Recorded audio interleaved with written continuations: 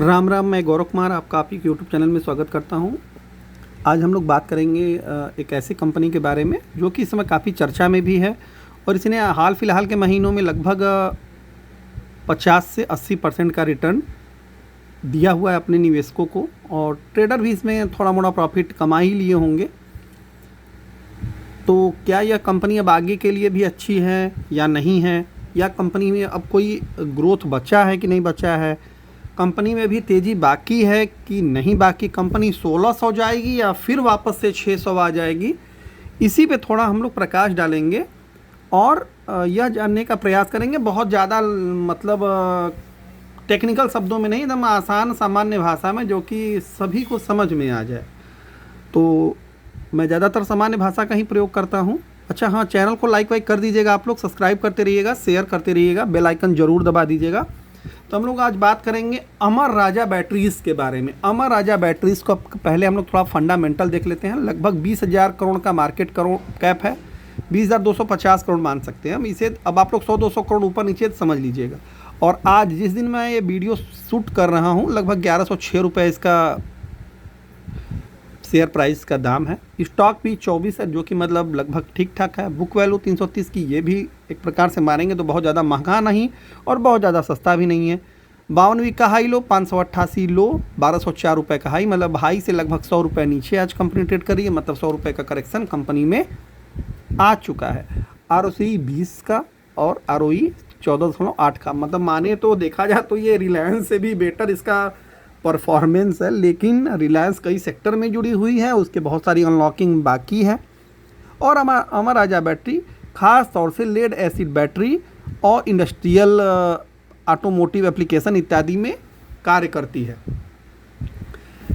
और ये battery sector Amaron के नाम से इसकी बैटरी आती है, एमरॉन के नाम से इसे DG सेट आते हैं, जो कि साइलेंट वाले नहीं होते वहीं। और ऑपरेटिंग प्रॉफिट मार्जिन भी लगभग 13.5% के ऊपर का है। और देखा जाए तो अर्निंग पर शेयर लगभग 45, 100 करोड़ का लगभग डेप्ट, मतलब नील डेप्ट है, मतलब अच्छी कंपनी है।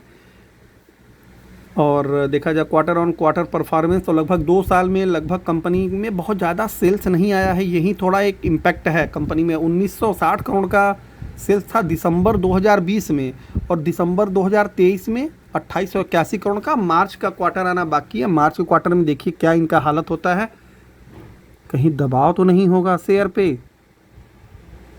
हो सकता है दबाव भी हो सकता है, और हो सकता है थोड़ा अच्छा परफॉर्म करे, लेकिन ये तो आने के बाद ही पता चलेगा। दूसरा चीज़, ऑपरेटिंग प्रॉफिट मार्जिन जो 2020 में 16% के लगभग, तो वो इस समय 14% के हैं। देखिए छोटी छोटी बातों पे अब ध्यान देते जाइएगा आप लोग। ऑपरेटिंग प्रॉफिट मार्जिन 2% का डेंट पड़ा है, इधर 2 क्वार्टर में सुधरा है, नहीं तो 13% तक आ गया था। और भाई कोविड वाले पीरियड में देखा जाए तो थोड़ा ज़्यादा दिक्कत था, तो कोविड वाले पीरियड को हम लोग छोड़ देते हैं। लेकिन इधर तो इनके प्रॉफिट मार्जिन पे डेंट आया हुआ है।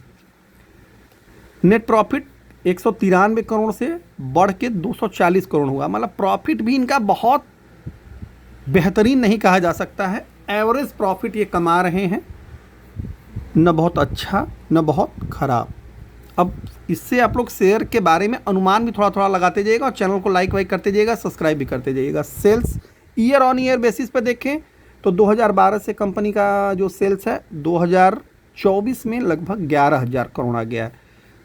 2,400 करोड़ के करीब था 2012 में, और 2024 में 11,000 करोड़, मतलब 4 टाइम्स सेल्स बढ़ा है, 4 से 5 टाइम्स। तो इसे कहा जाएगा अच्छा है, कोई दिक्कत नहीं है। और लगभग प्रॉफिट भी 4 से 5 टाइम से बढ़ा है। 340 करोड़ का प्रॉफिट 2012 में था, और इस समय 1488, मतलब 1500 करोड़ मोटी मोटा मान सकते हैं। तो इस शेयर का जो फंडामेंटल देखने से ये लग रहा है कि कंपनी एवरेज अच्छी है, बहुत एग्रेसिव नहीं है, लेकिन अच्छी है। अब एक्साइड ज़्यादा पुरानी कंपनी है अमर राजा से, तो उसका हम अध्ययन अगले वीडियो में करेंगे। ये केवल अमर राजा के लिए। अभी तो हम लोग फंडा में, इसके बाद टेक्निकल भी देखा जाएगा, चार्ट पे क्या बिहेव कर रही है और क्या होने वाला है। सेल्स ग्रोथ 13% का इनका 10 सालों का है, और 7% का केवल इस साल से यही कहा जा रहा है ना कि सेल्स ग्रोथ थोड़ा डाउन है। कंपाउंडेड प्रॉफिट ग्रोथ भी इनका लगभग 10% मान सकते हैं, और इधर तो 3 साल में 4% का ग्रोथ दिया है। तो बहुत ज़्यादा एग्रेसिव नहीं हो आप लोग इसमें अभी।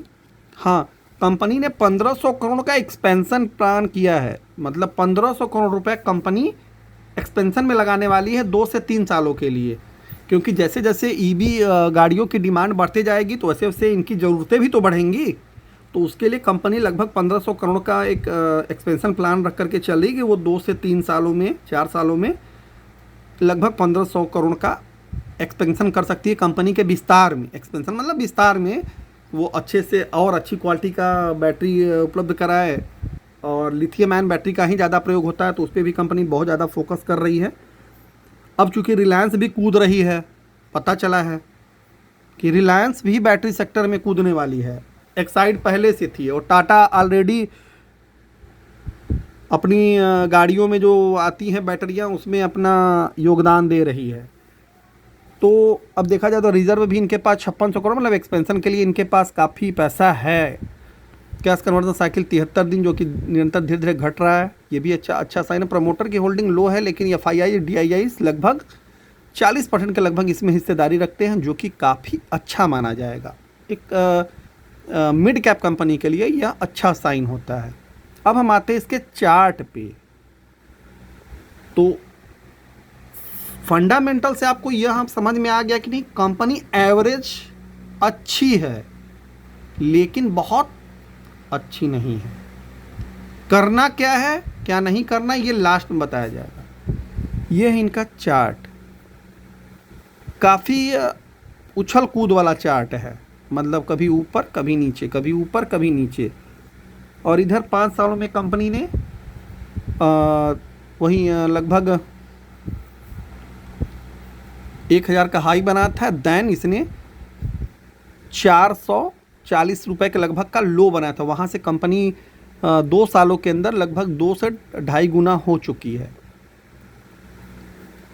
मतलब 440 से देखा जाए तो 1200 का लेवल, मतलब 3 गुना तक मान सकते। जो लोग 440 के लेवल पे लिए होंगे वो लोग यहाँ तक पहुँचे होंगे, तो बहुत लोग नहीं भी लिए होंगे। काफ़ी लोगों ने एंट्री इसमें 600 के बाद ली, जब लेने वाला समय था, ठीक है। और इधर बीच कंपनी में अचानक से सडनली जंप आउट इसलिए आया क्योंकि टेस्ला का मैटर चल रहा था भारत में, कि टेस्ला भारत में आने वाली है। तो टेस्ला आएगी तो उसकी गाड़ियाँ इलेक्ट्रिक है, तो उन्हें बैटरी चाहिएगी। तो यहाँ पे जो बैटरी वाली कंपनियाँ हैं उन्हें थोड़ा फ़ायदा हो सकता है, लेकिन टेस्ला का आना हो गया कैंसिल। अब टेस्ला बाबा आएंगे, मतलब एलन मस्क जी आएंगे लगभग दिसंबर तक, मतलब ईयर एंड में। अब आएंगे तो क्या करेंगे, तब तक रिलायंस भी अपना कह रहा है कि नंबर मैं भी बैटरी में कूदूँगा। अडानी जी ऑलरेडी बैटरी वाले सेगमेंट में काम कर रहे हैं, क्योंकि रिलायंस के लिए इसलिए बहुत ज़्यादा मतलब सोचने वाली बात नहीं कि इसके पास पैसा ज़्यादा है, और उसके बाद इनका सोलर पैनल का भी बिजनेस ऑलरेडी चल रहा है। गुजरात इत्यादि में ये लोग लगा रहे हैं प्लांट कई गीगावाट का, तो उसका भी इम्पैक्ट अब अमराजा बैटरी में पड़ेगा। तो क्या अब हम इसमें निवेश करें कि ना करें? तो देखिए, सीधी सीधी बात, यदि आप स्विंग ट्रेड और मिड सेगमेंट के लिए लेना चाहते हैं तो 1000 रुपये के लेवल का वेट करिए, देन इसके बारे में चर्चा की जाएगी। 1000 रुपये का लेवल इसमें पहले सामने दिखाई दे रहा है कि 1000 तक यह शेयर फिलहाल गिर के आ सकता है। इसके बाद ये कहाँ तक जाएगा कहाँ तक नहीं जाएगा ये तो भविष्य तय करेगा, लेकिन अभी इसका 1000 का लेवल इंटैक्ट है। 1000 के लेवल को यह रीटेस्ट करने के लिए कम आ सकता है दोबारा। अब उसके बाद कंपनी में रिजल्ट भी मायने रखता है कि रिजल्ट इस कंपनी का कैसा आने वाला है।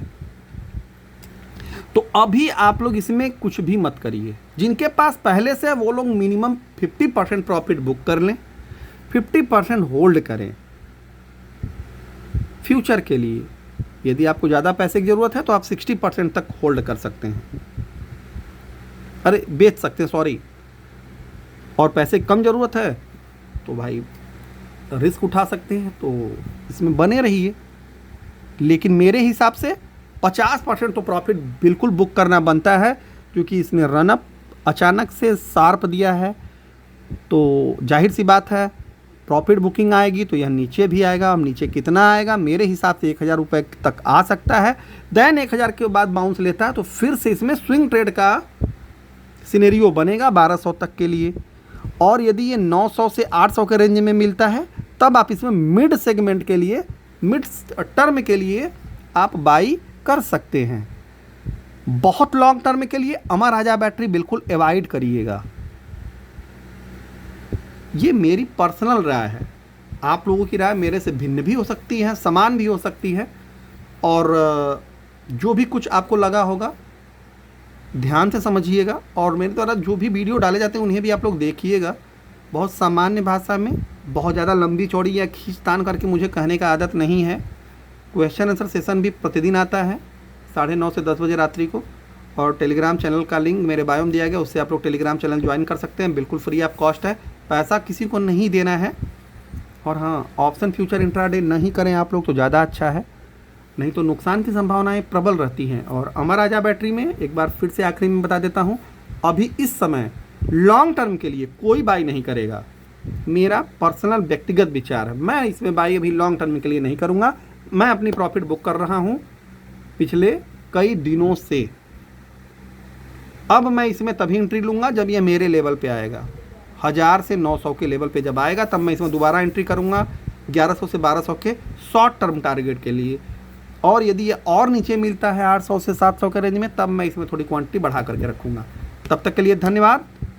चैनल को लाइक, सब्सक्राइब, शेयर करते रहिएगा। राम राम।